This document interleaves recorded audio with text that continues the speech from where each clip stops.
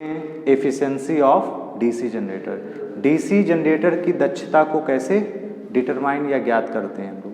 तो किसी भी मशीन की जो दक्षता है वो हम लोग निम्न प्रकार से प्रदर्शित करते हैं। जैसा पहला आपका क्या होता है, पहली दक्षता आपकी होती है मैकेनिकल एफिशिएंसी, दूसरी आपकी होती है इलेक्ट्रिकल एफिशिएंसी और तीसरी आपकी होती है ओवरऑल एफिशिएंसी। तो मशीन की जो एफिशिएंसी हम निकालते हैं, पहले एक फ्लो चार्ट बनाते हैं। सबसे पहले हम क्या देते हैं, इनपुट में मैकेनिकल पावर इनपुट, जो किस में होता है, ब्रेक हॉर्स पावर में होता है। जैसे हम प्राइम मूवर को घुमाते हैं तो वो पावर हमारी किस में होती है, ब्रेक हॉर्स पावर में होती है इंजन की। उसको हम वाट में कन्वर्ट करने के लिए क्या करते हैं, 735.5 में से गुणा कर देते हैं। तो वो पावर हमारी जो होती है ब्रेक हॉर्स पावर, वो किस में कन्वर्ट हो जाती है, वाट। और ये क्या होता है, एमकेएस सिस्टम में होता है, यानी 1 हॉर्स पावर एमकेएस में होता है 735.5 और सीजीएस पद्धति में होता है 1 हॉर्स पावर 746 वाट।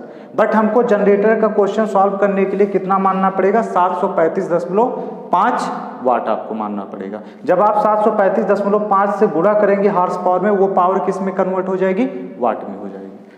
दूसरी, जब आप इनपुट देंगे तो आपके आर्मेचर में क्या करता है, आर्मेचर फ्लक्स को कट करेगा तो आर्मेचर में विद्युत वाहक बल उत्पन्न होता है, यानी electrical power developed in armature. उसको कहते हैं आर्मेचर में उत्पन्न विद्युत वाहक बल और आर्मेचर एक करंट बहाएगा, दोनों का गुणनफल।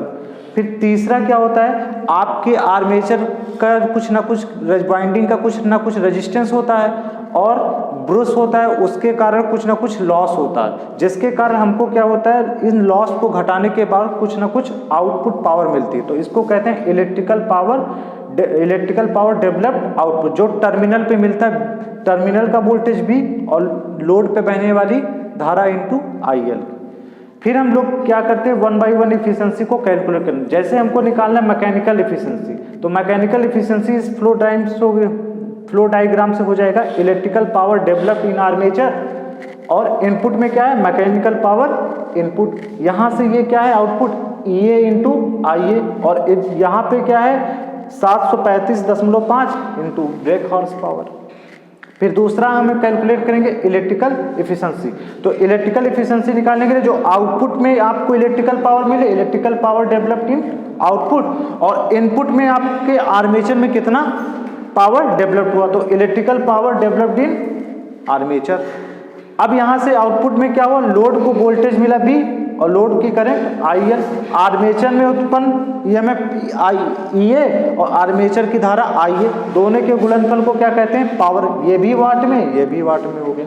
उसके बाद हमारी थर्ड एफिशिएंसी है ओवरऑल एफिशिएंसी। तो ओवरऑल जो एफिशिएंसी है, अगर आप इन दोनों एफिशिएंसी का गुणा कर देंगे तो आपको क्या मिल जाएगी, ओवरऑल एफिशिएंसी। तो ओवरऑल एफिशिएंसी बराबर mechanical efficiency into electrical efficiency. इसको कहते हैं ओवरऑल एफिशिएंसी बराबर मैकेनिकल इनटू इलेक्ट्रिकल का मल्टीप्लाई, और दोनों के बराबर आपको मिल जाएगी overall efficiency. Thank you for